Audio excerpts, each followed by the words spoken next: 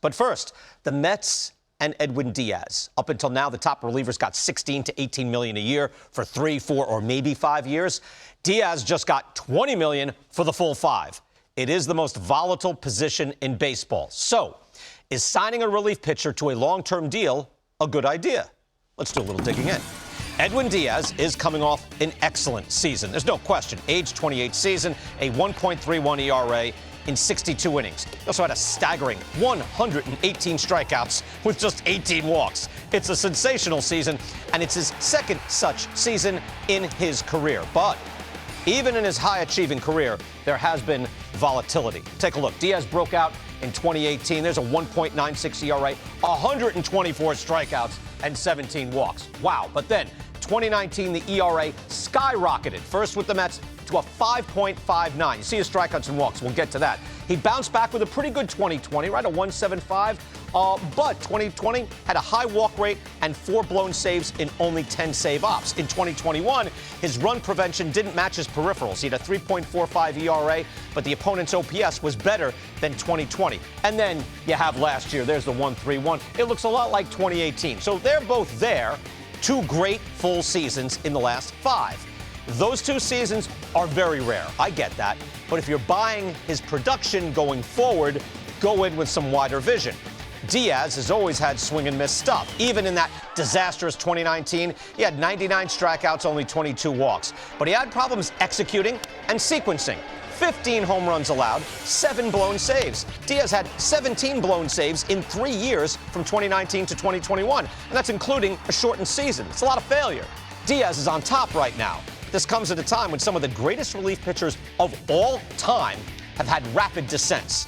This year alone, Aroldis Chapman and Craig Kimbrell, 2 all-time greats, lost their roles as closer. Kenley Jansen still pitched well, still led the National League with 41 saves, despite having an ERA more than a run higher than last year. Chapman and Kimbrell didn't even make their club's postseason rosters. Think about that. And these aren't just like the latest bunch of top relievers. These are 3 of the greatest run preventers in the history of pitching. All 3 just wrapped up their big contracts. So it makes sense. How did these deals work out? Let's take a look. Chapman had a 5-year deal at an AAV of $17.2 million. Overall, the ERA is good. It's 2.82 over 226 innings. But of those 5 years, you can see him right there, and it's not a lot of work rate, 50 to 57 innings, even in the full years.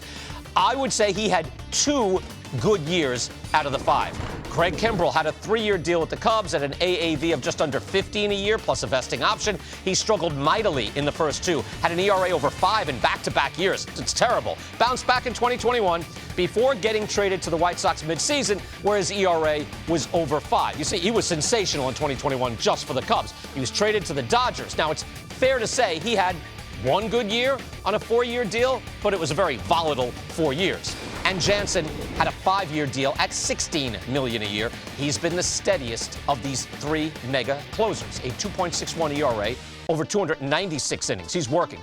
I would call 3 of the 5 seasons good seasons for Jansen and the Dodgers. So some of these deals work out. I'll go back to Jonathan Papelbon. He got a 4-year deal at $12.5 million a year. He threw 65 innings a year with a 2.38 ERA. He had an ERA under 3 in all 4 of those seasons. So yeah, that's success. It can work out with an elite reliever. So, does this deal make sense for the Mets? They are contending for a title. They have the #1 payroll. They're not afraid to spend money. So the other key component here is scarcity.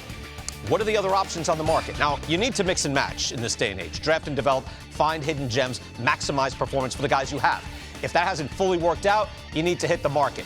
So let's take a look at the market. This market is not as deep as it was, say, 2 years ago before 2021. But think of the live arms on or possibly hitting the market. Robert Suarez and, if he opts out, Nick Martinez, both of the Padres. Rafael Montero, Adam Ottavino, Andrew Chafin, Seth Lugo. These guys are older, but how many of them do you think you could get for $20 million a year? That's your budget now. You're playing with that. You could get at least 2, I'm thinking, and you could go back and do it again in 2 years. The Mets are going 20 a year, locked in for the full 5 with Díaz. So for a rich club, I see where it makes sense, but chasing relief pitching numbers is a risky game.